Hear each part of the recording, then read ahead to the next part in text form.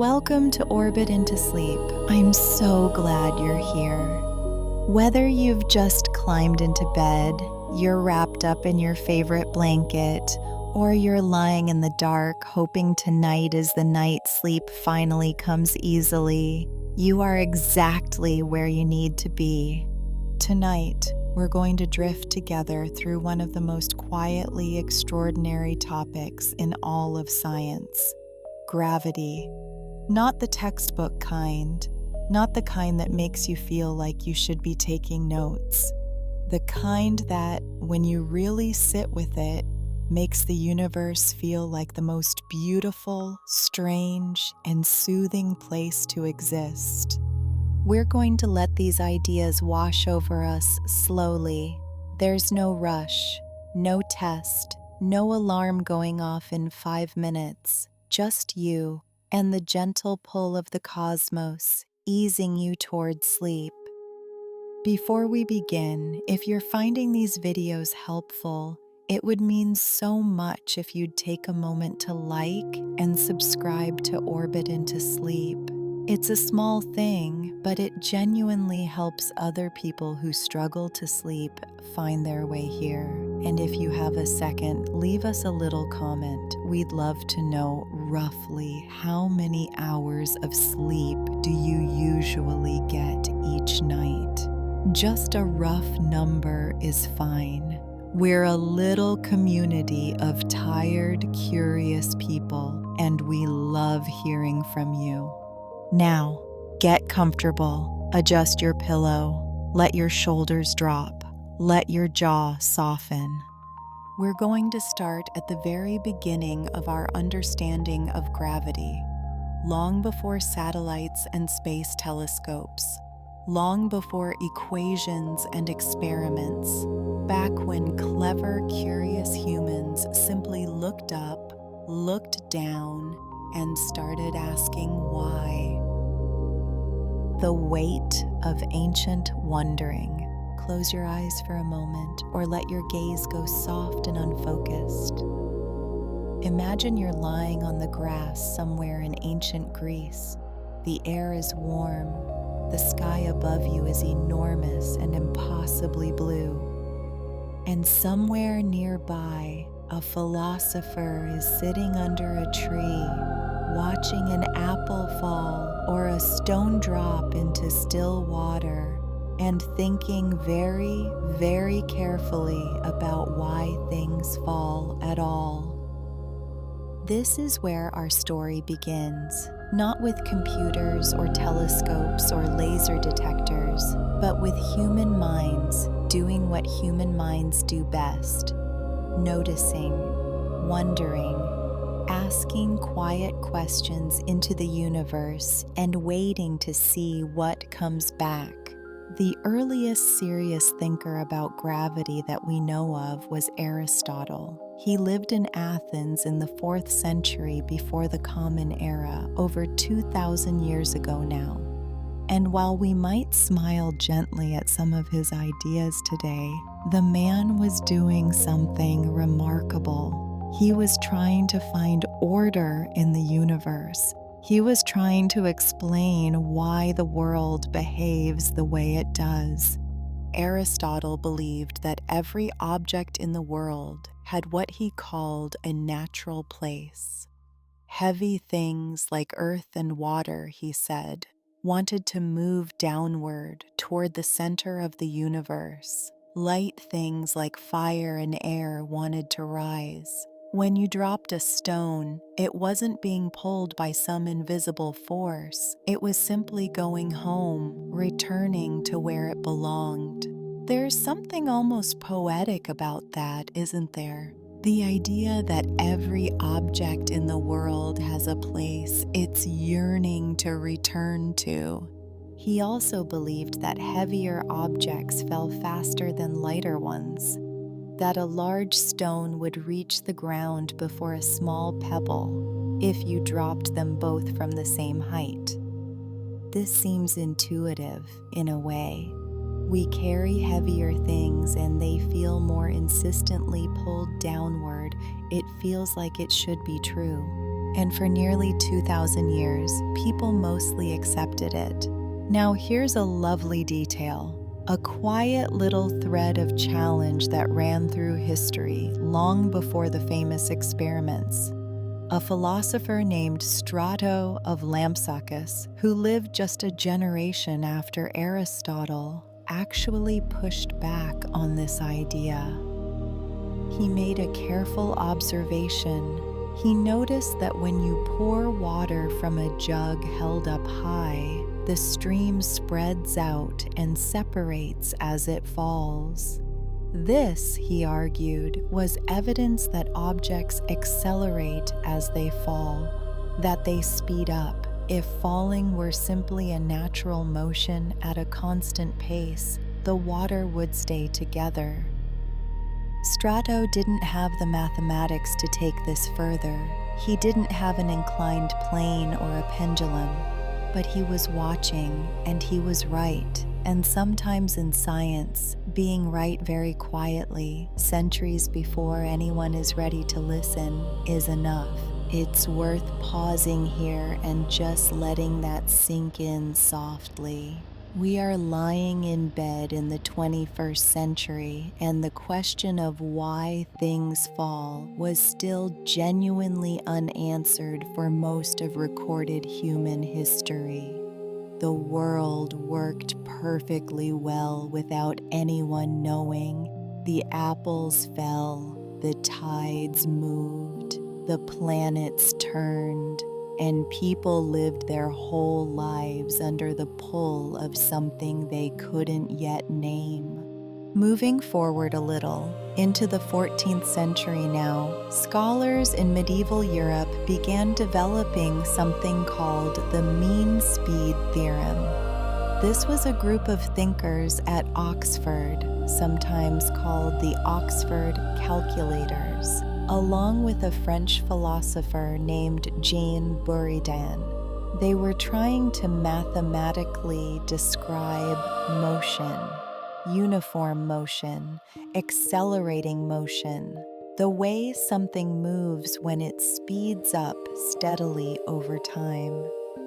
Buridan also introduced a concept called impetus, which was his way of explaining why a thrown stone keeps moving after it leaves your hand. He imagined that the thrower imparted a kind of invisible force into the object. This wasn't quite right either, as we'd come to understand, but it was a step. A careful, thoughtful step in the long, slow walk toward understanding. What I love about this part of the story is how gradual it all was. These weren't dramatic eureka moments, mostly. They were people sitting with problems over years and decades and lifetimes, writing things down, passing ideas to students, students arguing with teachers, ideas evolving like living things slowly in the dark until they were ready to reach for the light. Then comes the 16th century, and a man named Simon Stevin, a Flemish mathematician and engineer working in what is now the Netherlands. In 1586, he did something simple and elegant and completely devastating to Aristotle's 2,000-year-old idea. He climbed to a height and he dropped 2 lead spheres of different weights at the same time. One was 10 times heavier than the other, and he listened.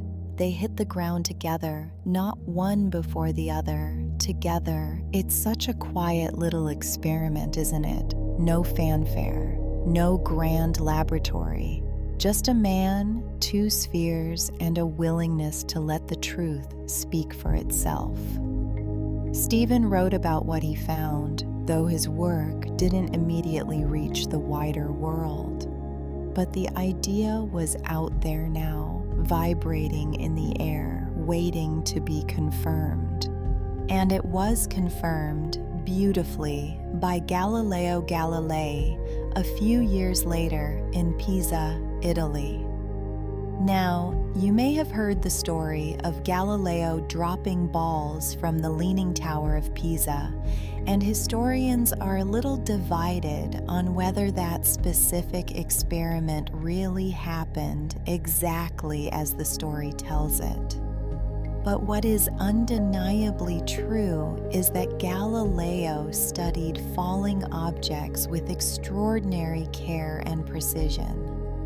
He used inclined planes, tilting smooth wooden boards at shallow angles so objects rolled slowly enough to be timed.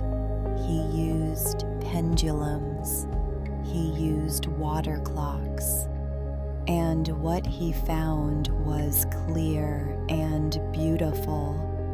All objects, regardless of their weight, fall at the same rate, not because of what they are made of or how heavy they are, but because of where they are, because of the gravitational field around them. Drop a cannonball and a musket ball from the same height in the absence of air resistance, and they reach the ground at exactly the same moment every single time. This was not just a correction to Aristotle. This was the beginning of a completely new way of thinking about the physical world. The idea that the universe follows rules, precise, mathematical, universal rules, rules that apply to every stone and every star and every sleepy human lying in a warm bed. And Galileo went further. He worked out that the distance an object falls increases not in proportion to time, but to the square of time.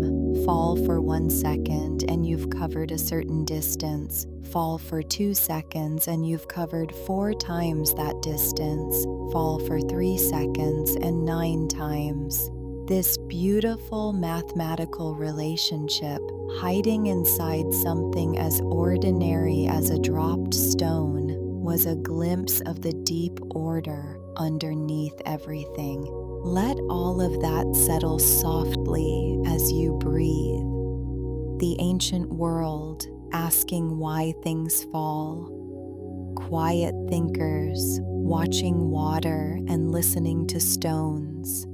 The slow, patient unraveling of something the universe had kept perfectly secret for billions of years, right up until a few curious humans decided to ask. We're just getting started.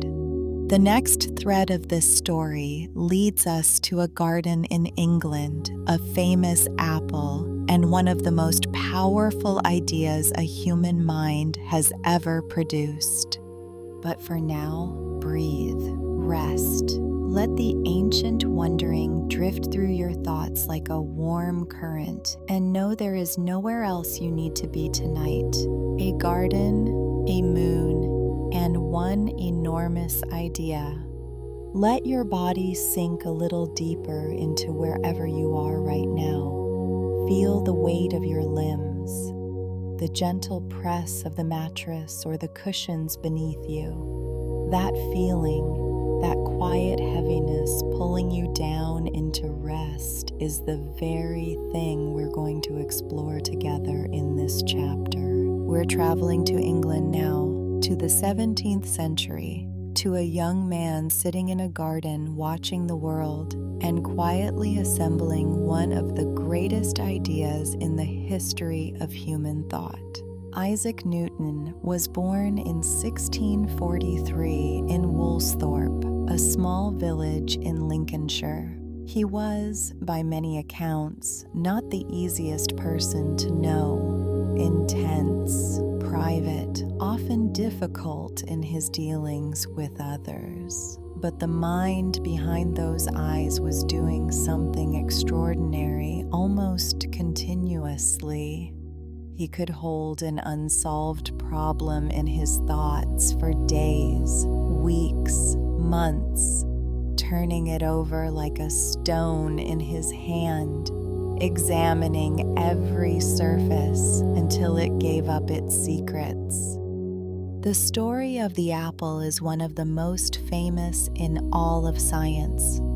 Newton himself told it in his later years that sitting in the garden at Woolsthorpe during the plague years of the 1660s, he watched an apple fall from a tree, and it set him wondering not just why the apple fell, Galileo had already worked that out, but whether the same force that pulled the apple downward might also reach much, much further. Up past the rooftops, past the clouds, all the way to the moon. Now, the moon doesn't fall toward the earth in the way the apple does, or does it? This is the beautiful thought that Newton turned over in his mind. The moon is always falling. It's just moving sideways so fast that it keeps missing the earth. Imagine throwing a ball very hard horizontally. It curves downward as it travels and eventually hits the ground. Now imagine throwing it harder. It travels further before hitting the ground. Now imagine throwing it so hard that the curve of its fall matches the curve of the earth itself. The ball never reaches the ground. It just keeps falling endlessly in a circle. That is an orbit. The moon is in a permanent state of falling toward the earth and perpetually missing it. This idea, so simple once someone has said it out loud, took genuine genius to see. Newton then asked something even more daring. If the same force causes the apple to fall and the moon to orbit, does that force get weaker with distance? And if so, by how much? He worked out that the force of gravity between two objects decreases with the square of the distance between them. So, if you move twice as far away from a planet, the gravitational pull you feel is 4 times weaker, 3 times as far, and it's 9 times weaker. This is the inverse square law, and it was the key that unlocked not just the falling apple, but the entire solar system. In 1687, Newton published a work called Philosophiae Naturalis Principia Mathematica, in English, The Mathematical Principles of Natural Philosophy. It's widely considered one of the greatest scientific works ever written. In it, Newton laid out 3 laws of motion and the universal law of gravitation. Universal, meaning it applied not just to apples and moons, but to every object in the universe, every star, every planet, every grain of dust drifting through the dark. What Newton said, in essence, was this: every object in the universe pulls on every other object. The strength of that pull depends on how massive the objects are and on how far apart they are. More mass means more gravity. More distance means less gravity. And these relationships are precise and mathematical and the same everywhere. This was breathtaking. For the first time in human history, a single equation could explain why apples fall, why the moon orbits, why the planets follow their paths around the sun, why tides rise and fall with the moon's position, why comets arc across the sky and return. All of it, one idea. There's something I find deeply soothing about this, not just intellectually, but almost emotionally. The idea that underneath the apparent chaos and variety of the universe, there is a profound simplicity, a quiet law operating everywhere, in everything, all the time. You don't have to think about it. You don't have to do anything to be part of it. You are right now, in this moment, in perfect conversation with every massive object in the universe. The earth holds you gently. The moon pulls the water in your body by the tiniest fraction. The sun reaches across 93 million miles and still exerts its influence. You are never, ever truly alone in this universe. Newton himself was somewhat mysterious about what gravity actually was. He could describe it perfectly. He could calculate it with astonishing precision, but he famously wrote in Latin that he would not feign hypotheses about the underlying cause. He didn't know what gravity was in the deepest sense. He knew exactly what it did. And for over 200 years, that was enough. Now, during Newton's lifetime and in the century that followed, other scientists began putting his ideas to ever more precise tests. In 1798, a quiet, meticulous English scientist named Henry Cavendish did something remarkable. He measured gravity in his laboratory, not the gravity of the earth pulling things down, but the gravity between two small lead balls. Using an extraordinarily sensitive device called a torsion balance, a thin wire suspended horizontally with weights at each end, he detected the tiny gravitational pull between nearby masses. The wire twisted, almost imperceptibly, but measurably. From this, Cavendish was able to calculate the density and mass of the Earth itself. Think about that for a moment. A man in a room in London with some wire and some lead balls weighed the planet he was standing on.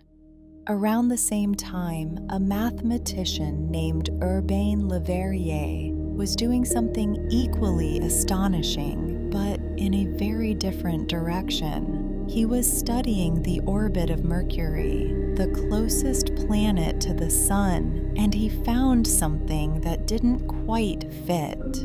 Mercury's orbit has a peculiarity.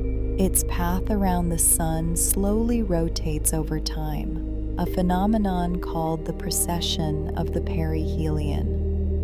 Most of this rotation could be explained perfectly by the gravitational influence of the other planets, Venus, Earth, Jupiter, and the rest, tugging and pulling on Mercury as it went about its journey. But when Le Verrier calculated everything with great care, there was a small discrepancy: 43 arc seconds per century. An arc second is 1/3600th of a degree. It is a tiny, tiny amount. And yet it was stubbornly, persistently there, and Newton's theory could not account for it. Le Verrier first suspected there might be another planet even closer to the Sun, something he named Vulcan, whose gravity was nudging Mercury off course. Astronomers searched. They found nothing. The 43 arc seconds remained unexplained, a small but stubborn crack in the otherwise perfect edifice of Newtonian gravity. The crack would stay there for another half-century, quietly waiting for a young patent clerk in Switzerland to sit down with a cup of coffee and some paper and reshape our understanding of the cosmos entirely. But that story, extraordinary as it is, belongs to our next chapter. For now, stay here in this gentle moment. Think of Newton in his garden, the apple falling, the thought rising. Think of Cavendish and his wire and his patience. Think of the universe holding you precisely where you are, following rules so beautiful they can be written in a handful of symbols on a page. You are held by the earth, by the night, by the quiet certainty that the universe is governed by laws far more elegant than any of us could have invented. Let that be a comfort as you rest. Breathe slowly, sink a little deeper. There's more to come, but there's no hurry at all. The fabric of everything. Let your breathing slow a little more now. In through the nose, softly. Out through the mouth, gently. And as you do, I want you to try something with me. Just for a moment, imagine space, not the way we usually picture it, as a black, empty void with stars scattered through it like salt on a dark tablecloth. Instead, imagine space as a fabric, a smooth, vast, flexible sheet, stretching in every direction, further than thought can follow. Now imagine placing something heavy on that sheet. A bowling ball, perhaps. The fabric dips. It curves downward beneath the weight. And if you were to roll a marble across that sheet, it wouldn't travel in a straight line anymore. It would curve toward the dip. It would arc and spiral, and if it had just the right speed, it might circle the heavy ball forever, always curving toward it, always moving too fast to fall in. This image, imperfect as all images are, is one of the most helpful ways to begin to feel what Albert Einstein understood about gravity, not as a force, but as the shape of space itself. Einstein was born in 1879 in Ulm, Germany. By 1905, working as a patent clerk in Bern, Switzerland, he had already published papers that would reshape physics forever. One of them introduced the special theory of relativity, which showed that space and time were not separate, independent things, but woven together into a single continuum, space-time, and that the speed of light was constant, the same for every observer, no matter how they were moving.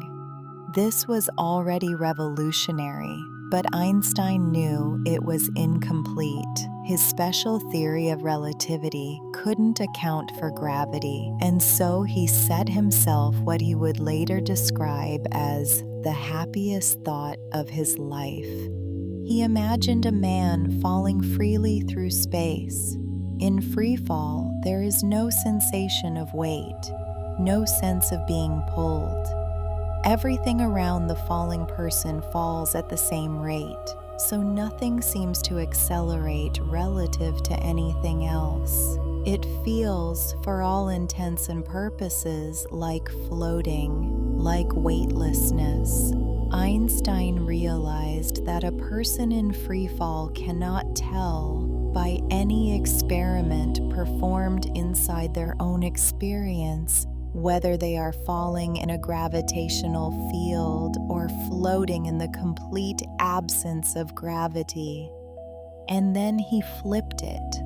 If you are standing in a room that is accelerating upward through empty space, you feel a force pushing you into the floor. It feels exactly like gravity. You cannot tell from inside the room whether you are standing on the surface of the earth or being pushed through empty space by a rocket. These two situations, acceleration and gravity, are physically indistinguishable, equivalent. This is called the equivalence principle, and it was the seed from which the entire theory of general relativity grew. Einstein spent the next 10 years working toward the full mathematical expression of this idea. It was not easy.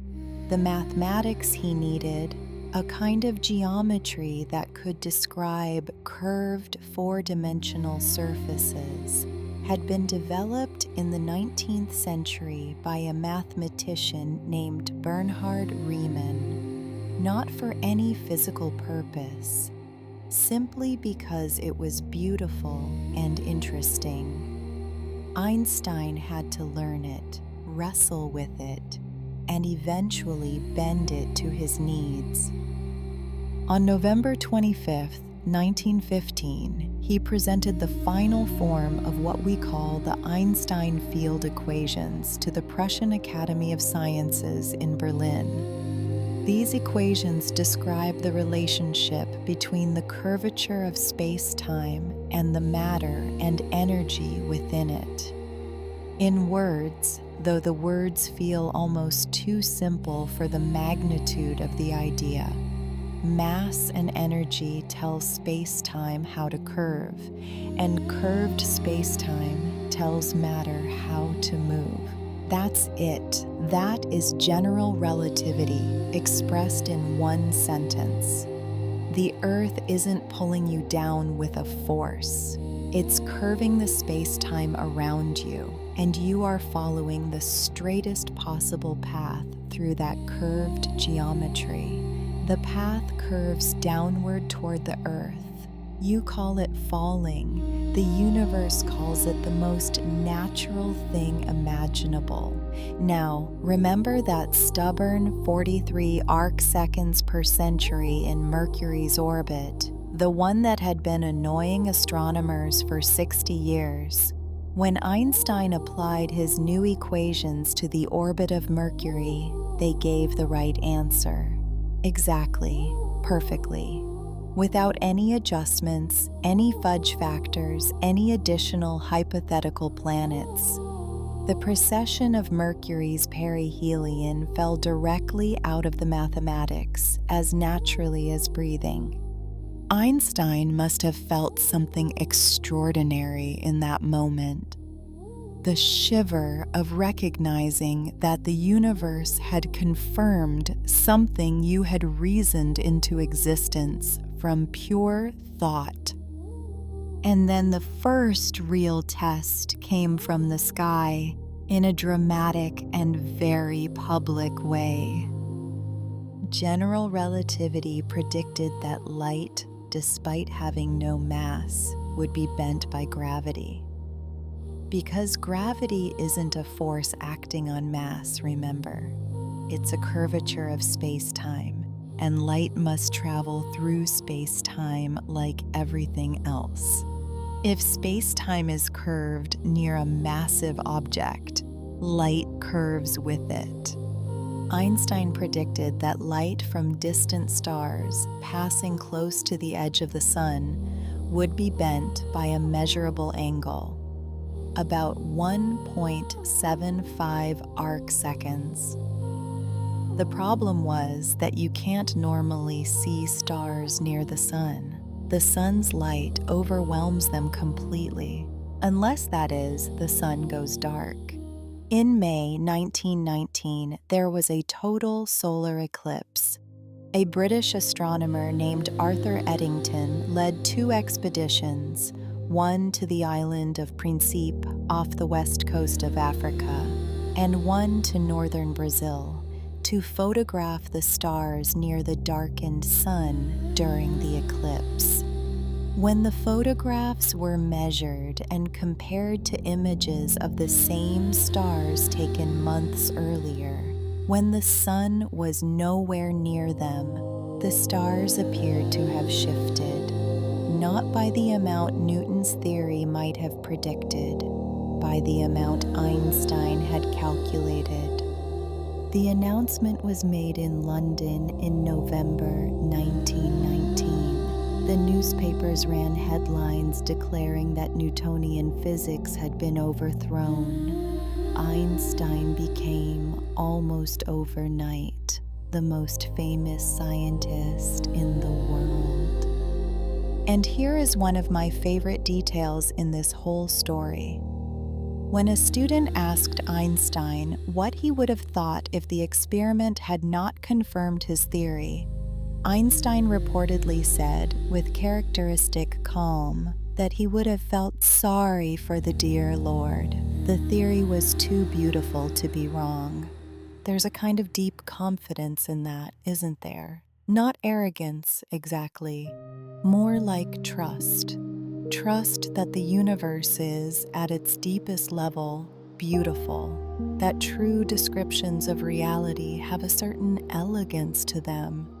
And that if your mathematics is beautiful enough and honest enough and careful enough, the universe will eventually nod.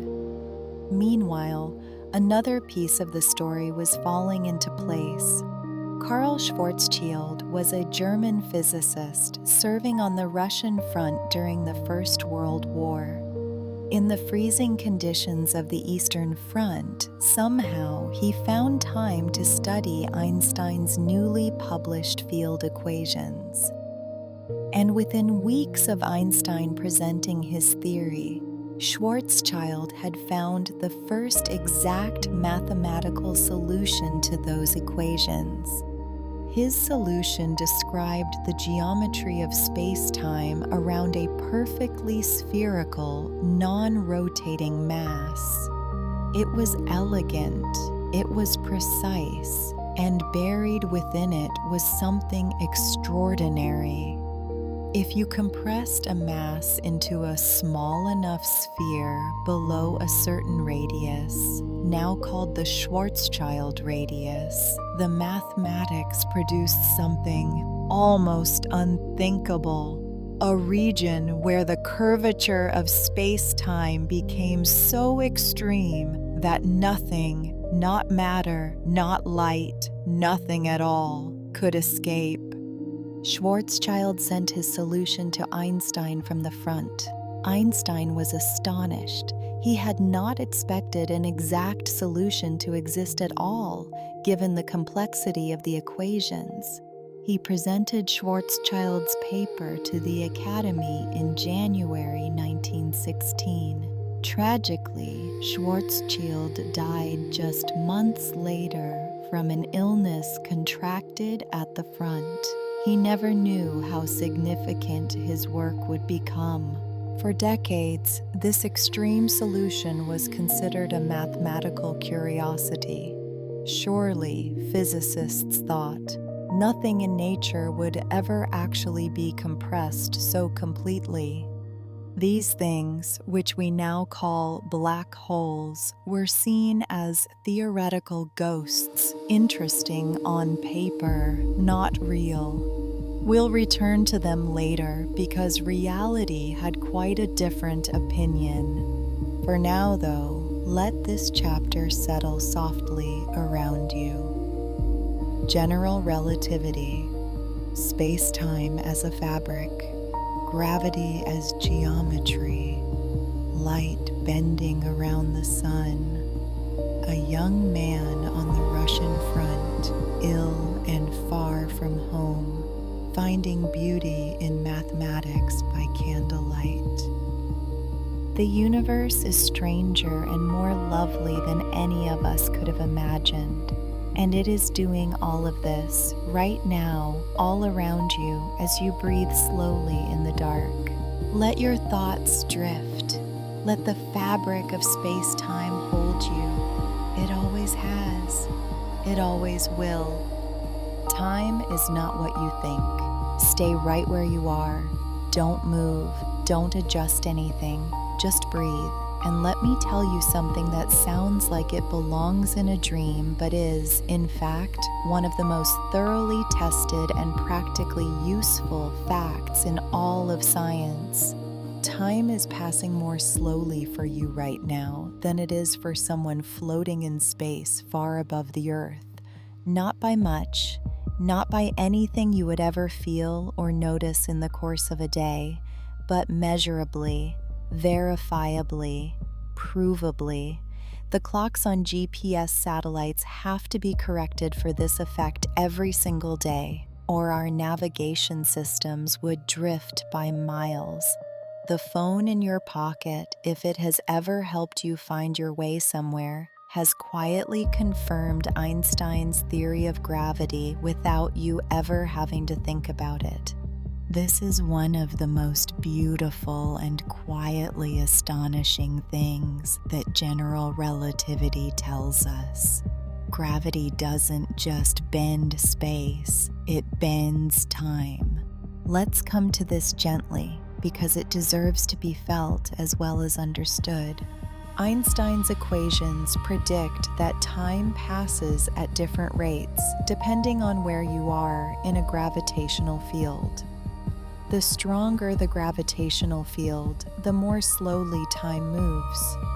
Down here on the surface of the Earth, we are deeper in the Earth's gravitational well than someone orbiting far above us. And so, very slightly, our clocks tick more slowly. We age more slowly.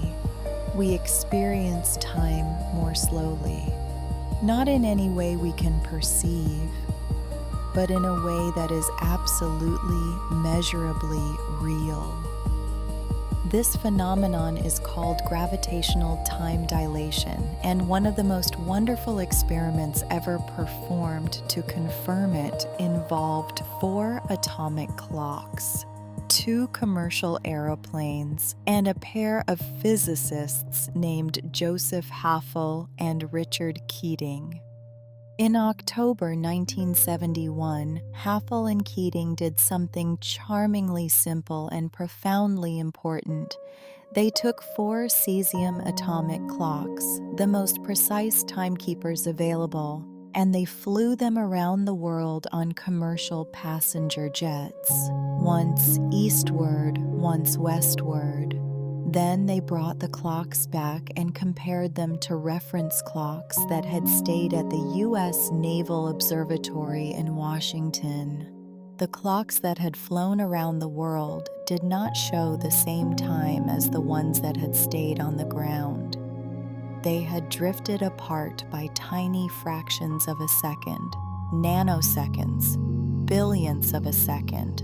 But the drift was exactly what Einstein's equations predicted, accounting for both the speed of the aircraft and the change in altitude.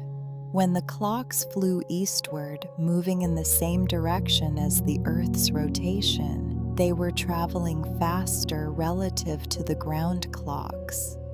According to special relativity, moving clocks tick slightly slower, but they were also at higher altitude where gravity is slightly weaker, so according to general relativity, they should tick slightly faster. The two effects partially canceled each other out, with the speed effect winning, and the eastward clocks ended up running slightly slow. When the clocks flew westward against the Earth's rotation, they were traveling slower relative to the ground. The gravitational effect of being at higher altitude then dominated, and the westward clocks ended up running slightly fast. Both results matched the predictions of relativity to within experimental error. Time on those aeroplanes genuinely ran at a different rate than time on the ground. Now, a cesium atomic clock in the early 1970s was not a small object. These were not watches tucked into a pocket. Haffel and Keating had to buy seats on the planes for the clocks. The clocks flew as passengers. I find this image deeply endearing. 4 atomic clocks in economy class, hurtling around the world in the name of physics, confirming the most counterintuitive idea in science. The experiment has since been repeated with far greater precision. In 2010, physicists at the National Institute of Standards and Technology in the United States measured gravitational time dilation between two atomic clocks separated by just 1 foot of height.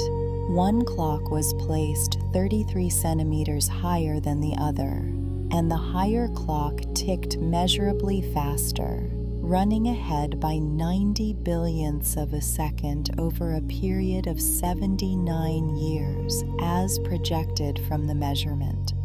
Gravity's effect on time is so real that it operates at the scale of a single step. And then, in 2024, a team at Gila and NIST in Boulder, Colorado, measured gravitational time dilation across a distance of just 1 millimeter, a millimeter, the width of a hair. Time was measurably different from one side of a tiny crystal of strontium atoms to the other, because one side was fractionally closer to the center of the Earth. The universe doesn't just stretch time differently at the scale of planets and satellites. It does it at the scale of your own body. Your feet, right now, are aging infinitesimally more slowly than your head, because your feet are slightly closer to the Earth's center, slightly deeper in the gravitational well. You are, in a very real sense, a being stretched through slightly different flows of time. Now let's bring this home in the most practical way imaginable. GPS. The satellites that make up the global positioning system orbit the Earth at an altitude of around 20,000 kilometers. Up there, the gravitational field is significantly weaker than it is at the surface. And the satellites are moving very fast, at around 14,000 kilometers per hour.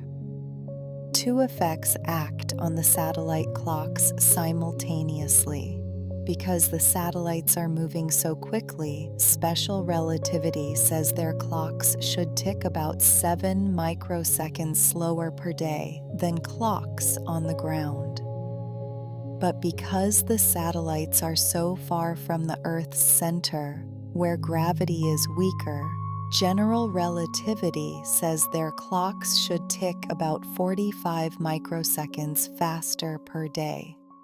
The net result is that satellite clocks tick faster than ground clocks by roughly 38 microseconds every day. 38 microseconds sounds like nothing. It is nothing in terms of human experience. But light travels about 11 kilometers in 38 microseconds. If the timing error in the GPS system were allowed to accumulate uncorrected, your phone's navigation would drift by over 10 kilometers every single day. Engineers correct for this. Every GPS satellite carries onboard software that adjusts for relativistic effects before transmitting its timing signals.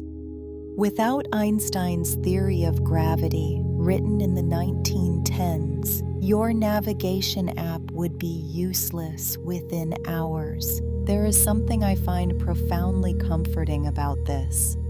We live in a world where the most abstract, mathematical, almost philosophical ideas turn out to have the most concrete and practical consequences. A man imagining himself falling in an elevator in 1907 using pure thought to reason about the nature of space and time produced equations that a century later keep your car on the right road and ships from running aground. The universe rewards careful thinking. It rewards patience and curiosity and the willingness to follow an idea wherever it leads, even if it leads somewhere that seems impossible at first. Let's let this chapter breathe for a moment before we move on. The idea that time is not fixed, that it flows differently depending on where you are and how fast you're moving, that you, lying still right now, are experiencing time at a rate ever so slightly different from someone lying on a mountaintop or floating in a space station above you. You are not separate from the physics. You are inside it. You are made of it. The curvature of space-time doesn't happen out there in some abstract realm of equations and thought experiments. It is happening in the room you're lying in the body you're breathing in every passing moment of this quiet night. Time is carrying you somewhere, gently and continuously, like a river too wide to see the banks of. And right now, in this moment, it is carrying you toward rest. Let your thoughts grow softer. Let your awareness settle. The universe is keeping perfect time all around you in ways too subtle to feel and too beautiful to fully comprehend. You don't need to understand it. You just need to be here, inside it, held by it. And you are. You absolutely are. Before we drift into our next chapter, a gentle little note for those of you who find sleep especially difficult. If tonight is one of those nights where your mind just won't quite settle, no matter how much you'd like it to, we've put together some things in the description below that might help. Just a few resources and recommendations that we've found useful. We update it from time to time, so it's always worth a little look.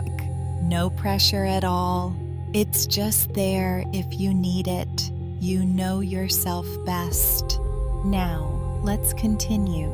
Ripples in the dark. Settle in a little deeper now. Let the weight of the night press gently around you. And imagine, if you will, that space is not silent. That if you had the right kind of ears sensitive not to sound but to the stretching and squeezing of space itself, the universe would be full of the most extraordinary whispers, ripples, moving outward from violent, distant events, carrying information across billions of light years, passing through walls, through planets, through you right now without disturbing a single atom, stretching and compressing the very fabric of reality as they go by amounts so small they make a single atom look enormous by comparison. These are gravitational waves, and their story is one of the most patient, beautiful, and quietly triumphant in the history of science. Einstein predicted gravitational waves in 1916, just 1 year after he published his field equations. His theory said that when massive objects accelerate through space, they should disturb the fabric of space-time around them, sending ripples outward at the speed of light, the way a stone dropped into still water sends rings spreading outward in every direction. But Einstein himself was deeply uncertain about whether these waves were physically real or simply a mathematical artifact of how he had written his equations. The signals, he calculated, would be extraordinarily faint, unimaginably faint. He doubted they would ever be detected. He doubted at various points that they truly existed at all. And so the idea sat for decades, accepted in principle by most physicists, doubted in its details, and considered completely undetectable in practice. The universe, it seemed, was keeping this particular secret very, very well.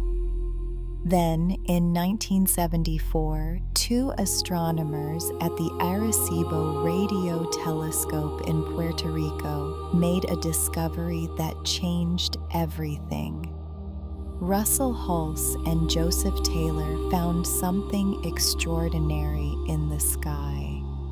A pulsar, which is a rapidly spinning neutron star that emits precise pulses of radio waves like a cosmic lighthouse, orbiting another neutron star, a binary pulsar. Two extraordinarily dense, massive objects circling each other in space. The pulsar was called PSR B1913+16, and it was perfect for testing general relativity because the two neutron stars were so massive and orbiting so closely that any tiny effect predicted by Einstein's theory would gradually accumulate into something measurable over years of observation. Hulse and Taylor began timing the pulsar's pulses with great precision, and over months, and then years, and then decades, they noticed something. The two stars were spiraling slowly toward each other. Their orbital period, the time it took them to complete one orbit of each other, was shrinking by 76 microseconds per year. This might sound like a small and obscure measurement, but it was electrifying because the rate at which the orbit was decaying matched, with extraordinary precision, the rate at which Einstein's theory predicted energy should be lost through the emission of gravitational waves. The two stars were radiating energy away as ripples in space-time, losing orbital energy and gradually drawing closer together, exactly as the equations said they should. This was the first evidence, albeit indirect, that gravitational waves were real. Hulse and Taylor were awarded the Nobel Prize in Physics in 1993 for this discovery. The universe had confirmed, through the patient ticking of a distant pulsar, that it was indeed sending ripples through the dark. It just hadn't yet allowed us to feel them directly. The quest to detect gravitational waves directly was one of the great scientific adventures of the 20th century. Physicists dreamed of building a detector sensitive enough to feel the passing of a gravitational wave. The challenge was almost incomprehensible. A gravitational wave from a distant catastrophic event, two black holes colliding, perhaps, would stretch and squeeze a detector on Earth by a fraction of the diameter of a proton, an amount roughly 10,000 times smaller than an atomic nucleus. To detect this, you would need to measure a change in distance smaller than any ruler, any microscope, any instrument ever conceived could measure. It would require lasers bouncing between mirrors suspended in near-perfect vacuums, isolated from every vibration, every footstep, every passing truck, every whisper of thermal noise. It would require decades of engineering, billions of dollars of funding, and thousands of scientists working across generations. The instrument built to do this is called LIGO, the Laser Interferometer Gravitational Wave Observatory. Two enormous L-shaped detectors, one in Hanford in Washington State and one in Livingston in Louisiana, each with arms 4 kilometers long. Laser light bounces back and forth along those arms hundreds of times before being recombined. If a gravitational wave passes through, it stretches one arm and squeezes the other, and the recombined laser light shifts by the tiniest, most exquisite fraction. On September 14th, 2015, at 5:31 in the morning Eastern Time, both detectors felt something. A signal arrived at Livingston first, and then 7 milliseconds later at Hanford, traveling at the speed of light between them. The signal lasted about 0.2 of a second. It swept upward in frequency from about 35 Hz to about 150 Hz, a rising chirp. If you converted it to sound, which physicists did, it would sound like a brief, rising whoosh, a chirp, almost like a bird. This was GW150914. The gravitational wave produced by two black holes, one about 29 times the mass of our Sun, and one about 36 times the mass of our Sun, merging together roughly 1.3 billion light-years away. 1.3 billion years ago, this catastrophic collision sent a shock wave through the fabric of space-time. And it took that shock wave 1.3 billion years, traveling at the speed of light, to reach two detectors in the American South on a September morning. In the fraction of a second of the merger, more energy was radiated as gravitational waves than all the stars in the observable universe emit as light in that same fraction of a second. And when it reached Earth, after crossing 1 billion light-years, it moved the mirrors of LIGO by 1,000th the diameter of a proton. The scientists, when they first saw the signal, thought it might be a glitch, a test signal accidentally left in the system. They spent months checking and rechecking before announcing the discovery in February 2016. It was one of the most celebrated scientific announcements in living memory. But the story continued. In August 2017, LIGO detected something different, a gravitational wave signal that was longer, slower, and fundamentally unlike the sharp chirps of black hole mergers. This was GW170817. Two neutron stars, each about the mass of our Sun, but compressed into a sphere just 20 kilometers across, spiraling toward each other and colliding. What made this detection extraordinary was what happened simultaneously. Within 2 seconds of the gravitational wave signal, gamma-ray telescopes detected a burst of high-energy light from the same region of the sky. The gravitational wave and the light had been traveling for 140 million light-years, and they arrived within 2 seconds of each other. 2 seconds after 140 million years of travel. This told physicists something precise and profound. Gravitational waves travel at the speed of light, to within 1 part in 10 to the power of 15, 1 part in a quadrillion. This result alone ruled out dozens of alternative theories of gravity that had predicted gravitational waves might travel at slightly different speeds. The universe once again confirmed Einstein with almost insulting precision. And there is one more thread I want to pull gently before we let this chapter rest. Because while LIGO listens for the high-frequency chirps of merging black holes, other scientists are listening for something much slower and deeper.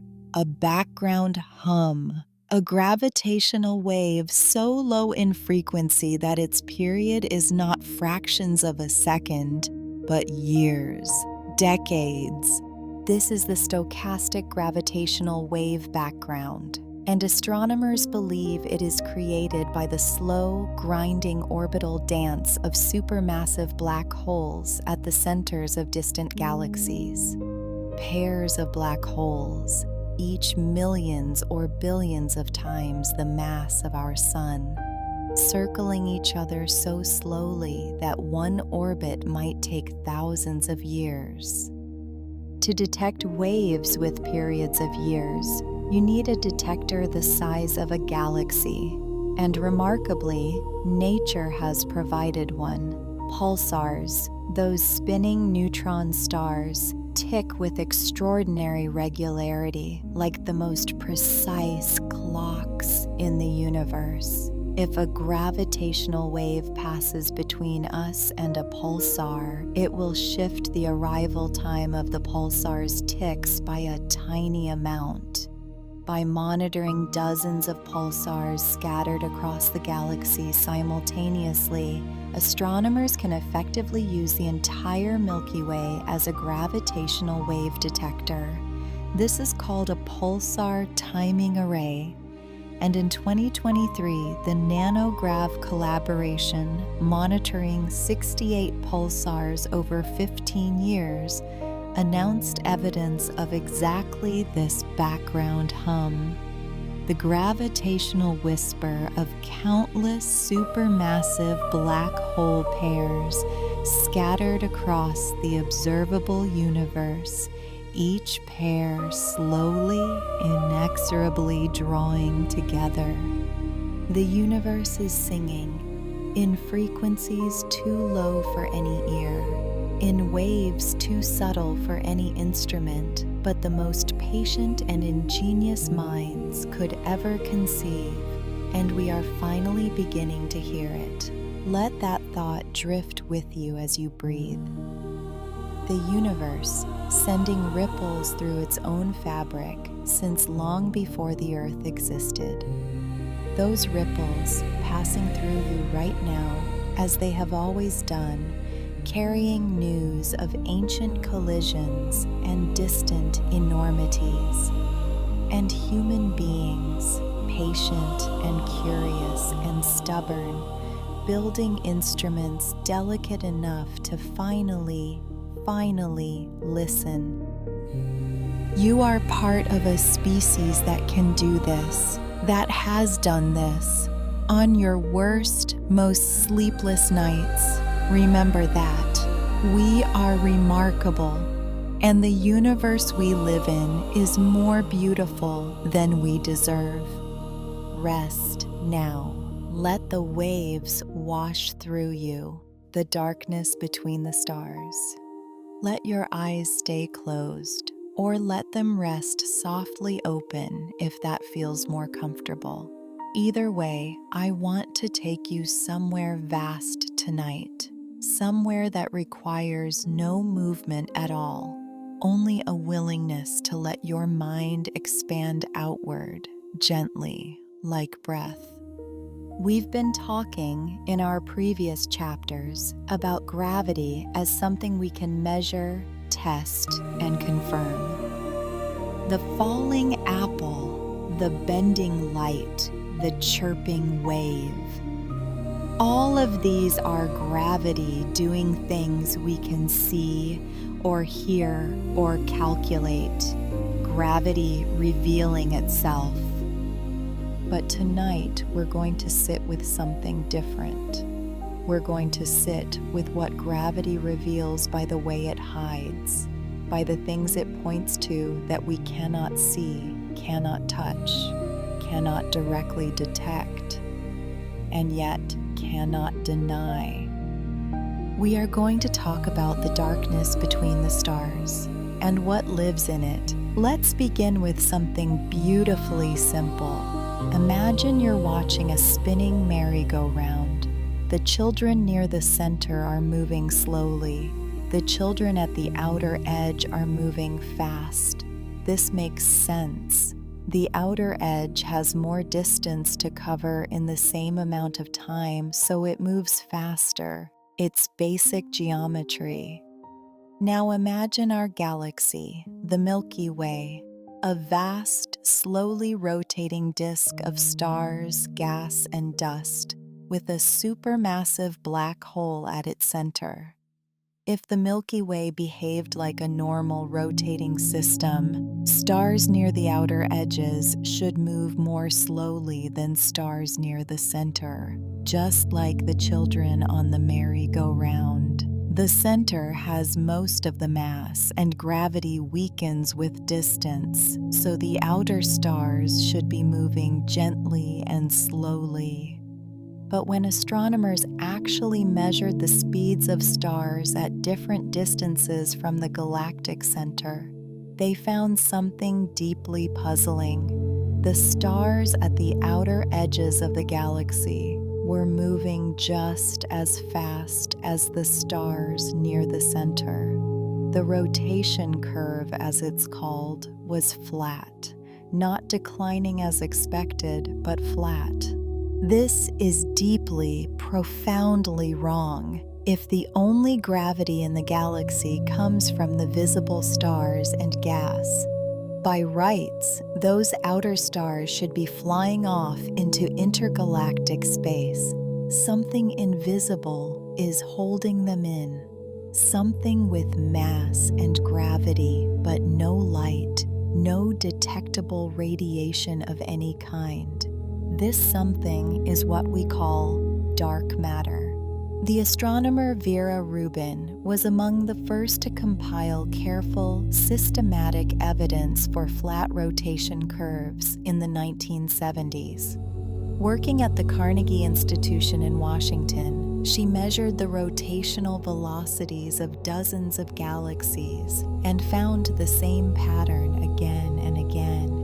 The galaxies were rotating in a way that only made sense if they were embedded in vast, invisible halos of matter, extending far beyond their visible edges.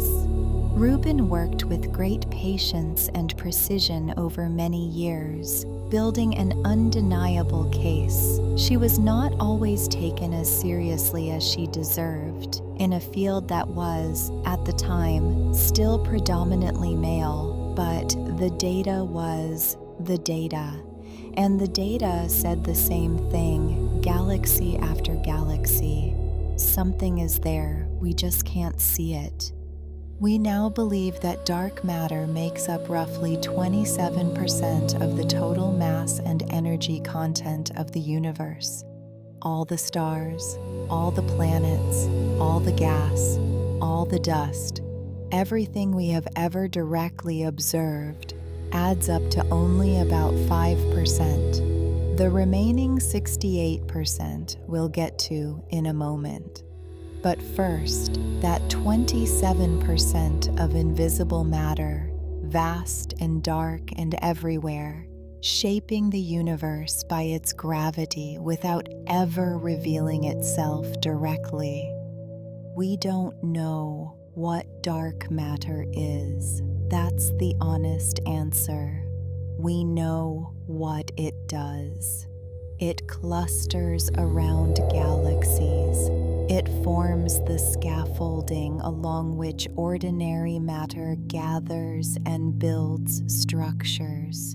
Without it, galaxies wouldn't have formed at all in the early universe. The universe would be smooth and featureless, a thin fog of hydrogen rather than the rich, complex web of stars and galaxies and clusters we see today. Dark matter provided the gravitational seeds around which everything else grew. We can actually see the effects of dark matter through gravitational lensing, one of general relativity's most elegant predictions. When a massive object sits between us and something more distant, Its gravity bends the light from that distant object, warping and distorting the image. Sometimes this creates multiple images of the same object.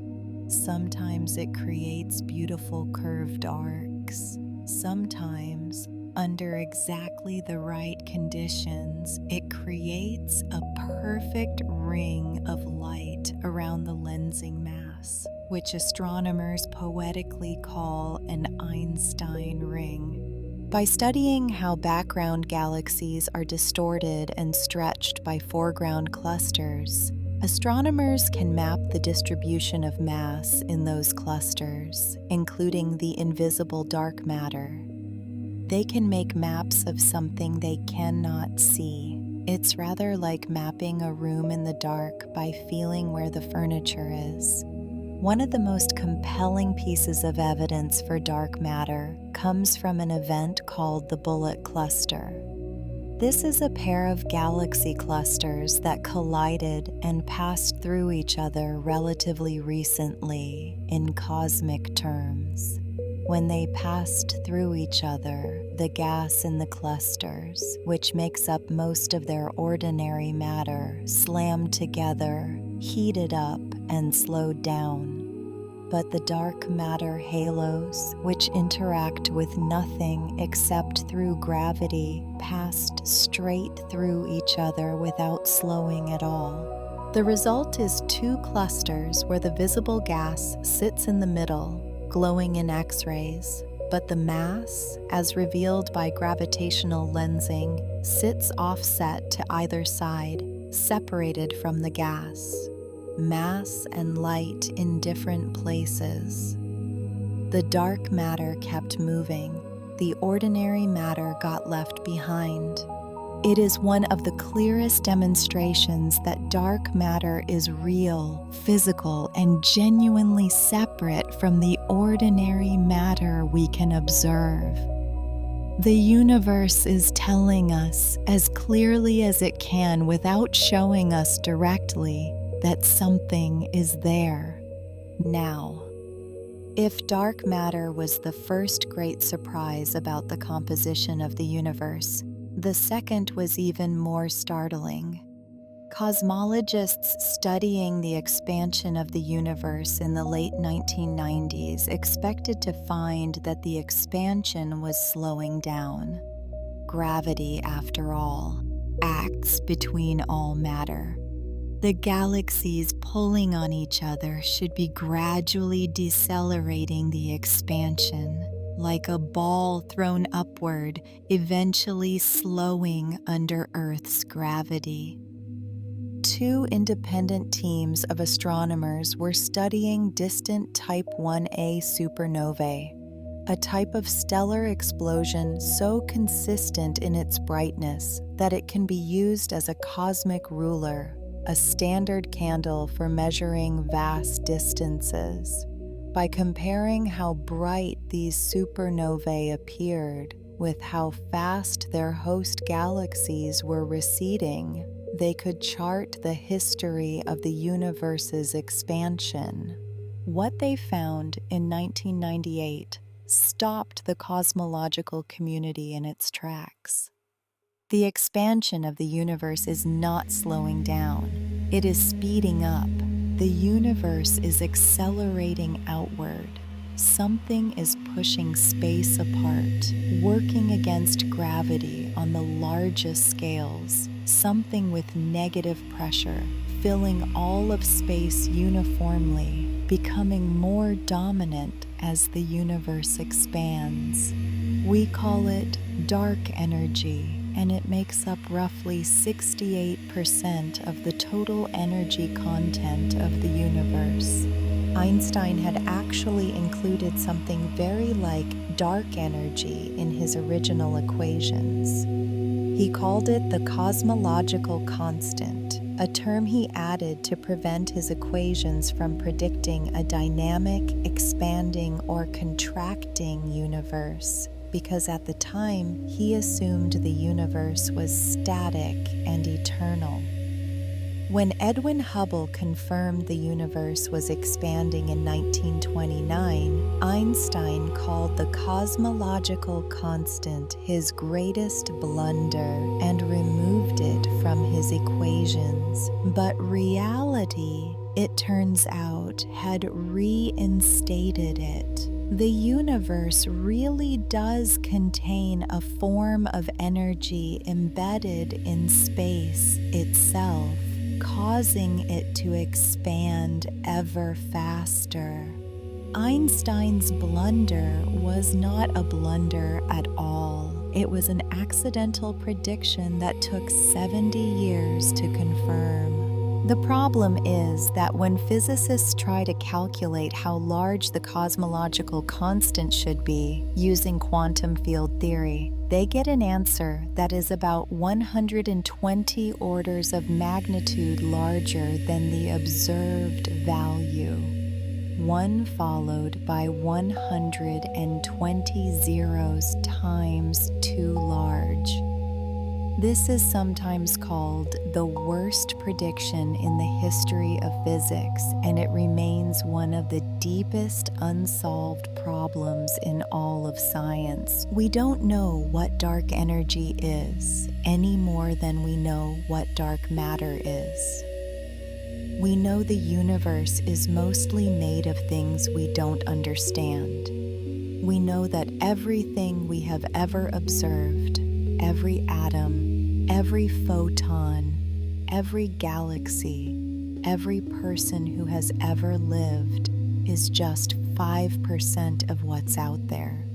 And yet, within that 5%, we have built civilizations, composed symphonies, fallen in love, and worked out the shape of space-time. We have mapped the darkness by its effects and given names to things we cannot see. We are, in every sense of the phrase, extraordinary creatures in a universe that is stranger than we can fully comprehend.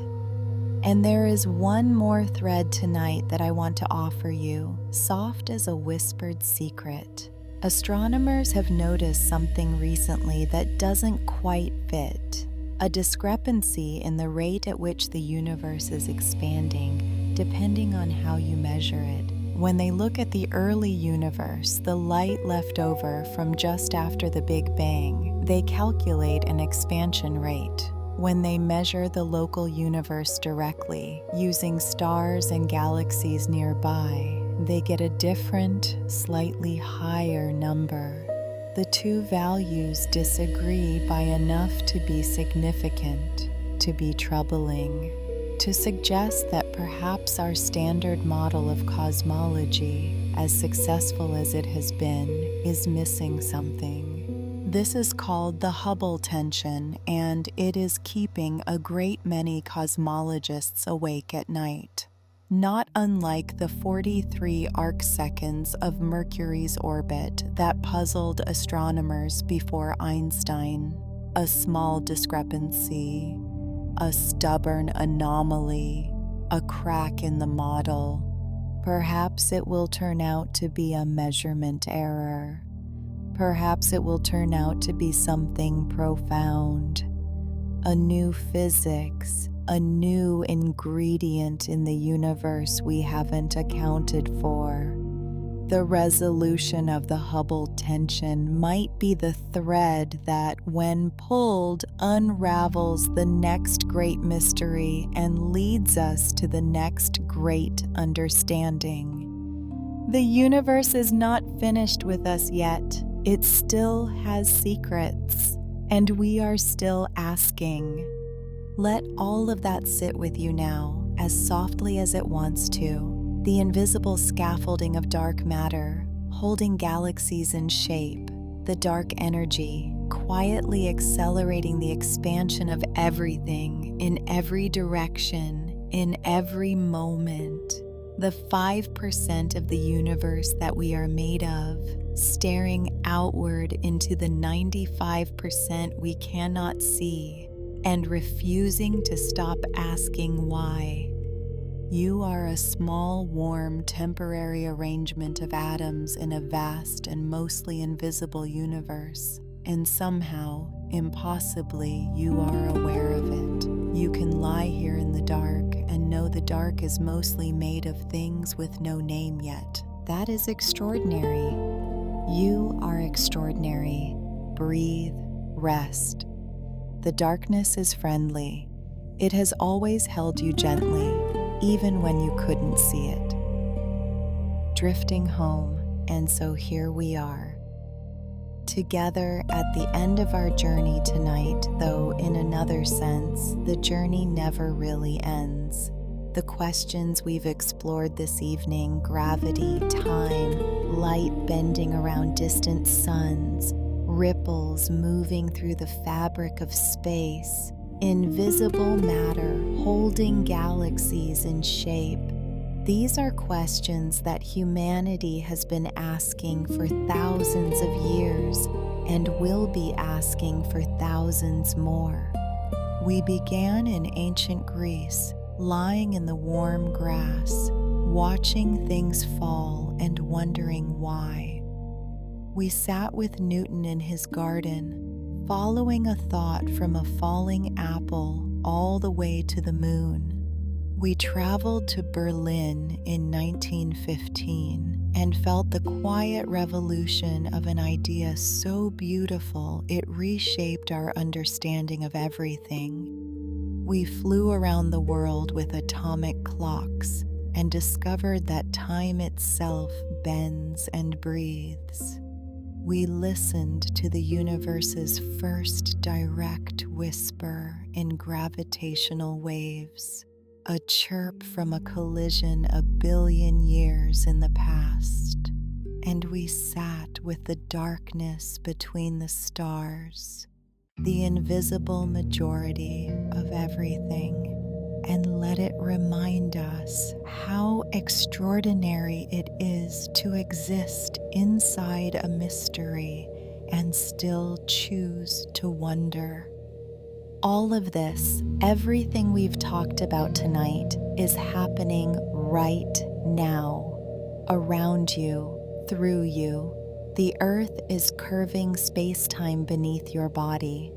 Time is ticking at its own quiet rate in this room. Gravitational waves from unknown distant events are passing through you as you breathe, stretching and squeezing space by amounts too small to feel but too real to deny. Dark matter is drifting through the walls and through the ceiling and through you without leaving a trace. The universe is not out there, somewhere distant and abstract. It is here, in this room, in this moment, in the gentle weight of your body resting where it rests. And now the music is going to carry you the rest of the way. Let it. You don't need to think about anything. You don't need to follow anything or understand anything or remember anything from tonight. Just let the music fill the space around your thoughts, and let your thoughts do whatever they would like to do.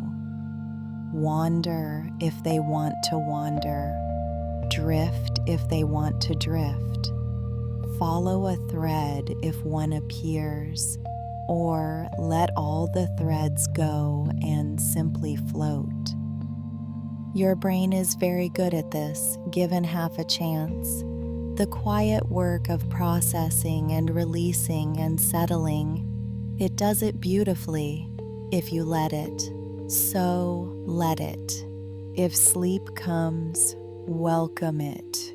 If it takes a little longer, that's all right too. You are resting. You are breathing. You are held by the gravity of a planet 4.5 billion years old, spinning through space at extraordinary speed, orbiting a star that has been burning for longer than the Earth has existed. You are, in every possible sense, exactly where you are supposed to be. Thank you for spending this time with us here at Orbit into Sleep. If tonight helped even a little, a like and a subscription means the world to us and helps other restless minds find their way here too. We'll be back soon with another journey to drift away to. For now, close your eyes if they aren't already. Let your hands rest. Let your jaw soften. Let your thoughts grow light. The music is yours now. Good night.